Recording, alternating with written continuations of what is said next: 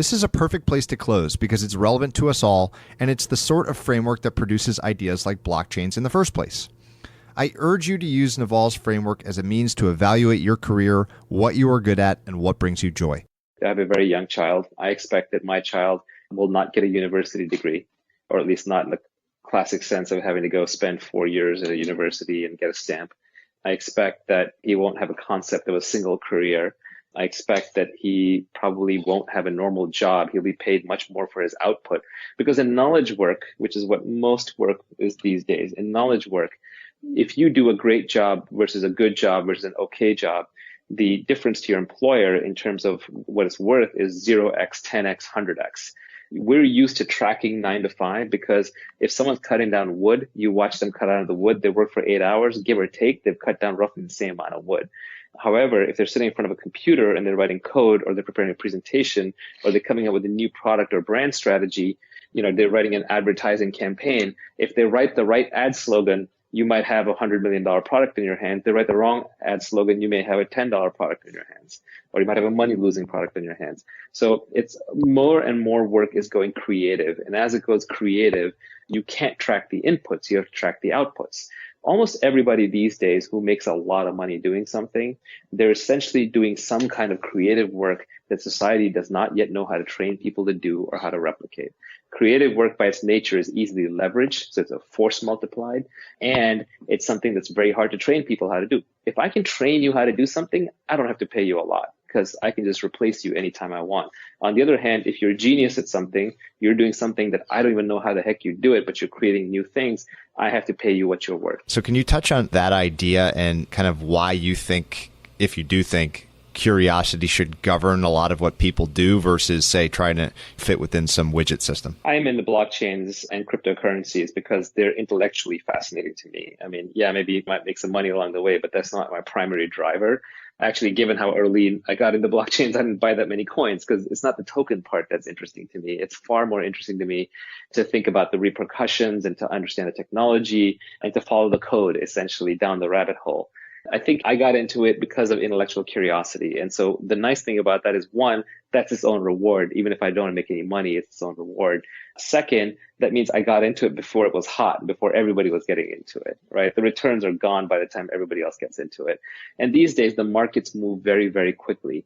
If you can figure out something that society will want before society itself en masse figures it out, that's when you get paid.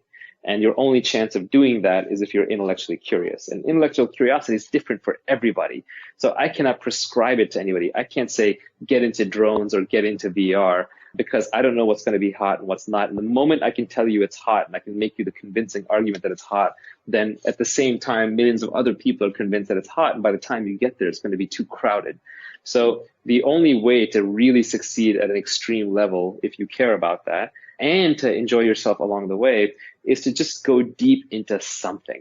And the nice thing about the technology industry, and by technology, I mean the broad tech industry, I include biology, technology, healthcare technology, all kinds of things, is if you get obsessive about something that you are convinced is the future, and you're just into it for its own reward and merit, first, you're going to outwork everybody else at it because you'll be reading about it for fun when everybody else is just doing it for work. And then second, you'll stick with it long enough for it to materialize when everybody else will give up. And third, when the people show up, you'll just be the expert just because you'll have thought about it at a different level. And then you'll get paid. Now, it's obviously risky, so you don't do this purely for career reasons.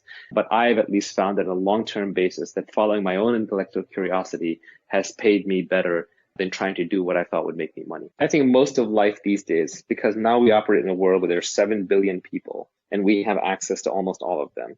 And we have access to all these countries and all these markets and all these societies and all these nation states. We're no longer living in tribes of 150 people with very limited opportunity. Because we have access to everything, I would say that there's no point in trying to imitate anybody else. There's no point in trying to pick up skills from somebody else.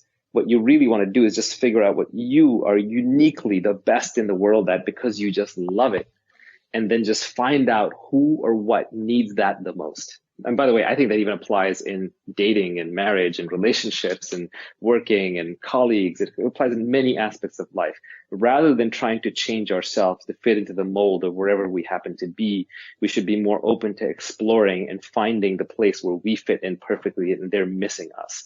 I grew up in a pretty poor household. I wanted to make money. It was really important to me, probably too important. There was a time when I said to a friend of mine, I said, I would sell sewage or apple cores to make money. And luckily it didn't turn out that way, because that would have been miserable. And I realized I wouldn't have done it. I wouldn't have stuck with it. But maybe because there's someone out there who loves apples, right? And that person would have built the best apple farms, would have obsessed over apples, and they would have easily outcompeted me because I would have just been in it for the money. It would have been a terrible existence the entire way for me. So I was obsessed with just making sure that I got to make some money because I just had zero. So I did get very analytical about the whole thing. And I had a framework back when I was like 15 years old. And I haven't really revisited the framework, so I'm sure it's terrible now. But the three things that I came up with was, I said, to make money, you need specific knowledge, you need leverage, and you need accountability. And what I mean by those three is, let me start with the simpler ones. Leverage is just, you need a force multiplier. Like Archimedes said, give me a lever long enough and a place to stand, and I will move the earth. And leverage means that, when I'm sleeping, there are 100 people working for me. When I'm sleeping, there's 1,000 servers and data centers working for me. When I'm sleeping, there's $10 million worth of capital being deployed that's going into investments working for me. Those are examples of leverage. The reason why computing and books make so many people rich is because they're forms of leverage that are permissionless. Going back to the idea of permission networks versus not, I can write a piece of code, release it to the internet. If it's a useful piece of code, I can make a lot of money off of it because it's leverage. The code is working for me while I'm not. So to make money, you need leverage. No one gets rich running out their own time. The second piece you need is accountability. You need accountability because if you're not willing to put your name on it, if people can't identify that you did it, they're not going to pay you for it. So the more faceless, the more widget-like, the more of a large team you're disappearing into, the less credit you get. And without the credit, you're not going to get paid. That said, the credit comes with risk. Accountability is not free. You're sticking your neck out there. It's why sales guys often, or sales gals, make more than engineers because they're sticking their necks out there. Some days they don't eat, some days they eat well. And then the last piece is actually the hardest, which is specific knowledge. Specific knowledge is this knowledge that you have that lets you do something that other people do not know how to do and cannot be trained to do. If I can train you how to do something, give you a certificate, now you're suddenly replaceable. And I'm never going to have to pay you more than that exact job is worth. And that job is always competitive. And I'm always training other people to do it. So you're never going to get rich off of it.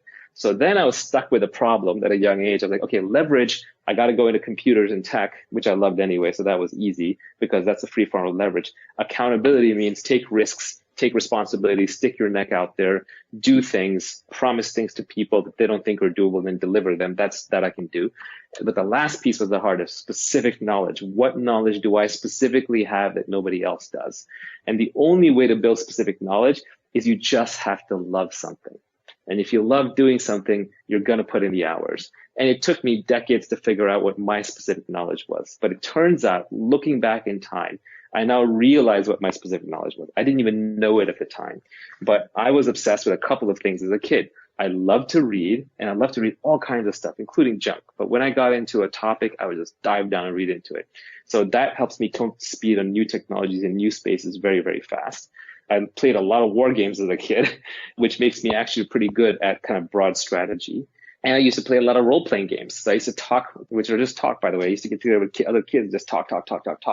So I'm a good talker, right? So the combination of being good at reading, good at talking, and good at strategy actually, and liking computers, puts me into the tech strategy business. And that's kind of where I meandered my way to. And now I found even within that, the pieces of it that I like to do and I'm good at. Turns out I'm not good at managing people. I tried to do that for a long time because I thought it was a form of leverage. I thought I could learn it. I'd be trained to do it. Turns out I'm terrible at it because I never liked it in the first place. I'm not a people person. I don't like to hang around lots of people. So you kind of have to know your strengths and your weaknesses and double down on your strengths, and then find the career in which those strengths really matter. And there's always one out there for you. One of my favorite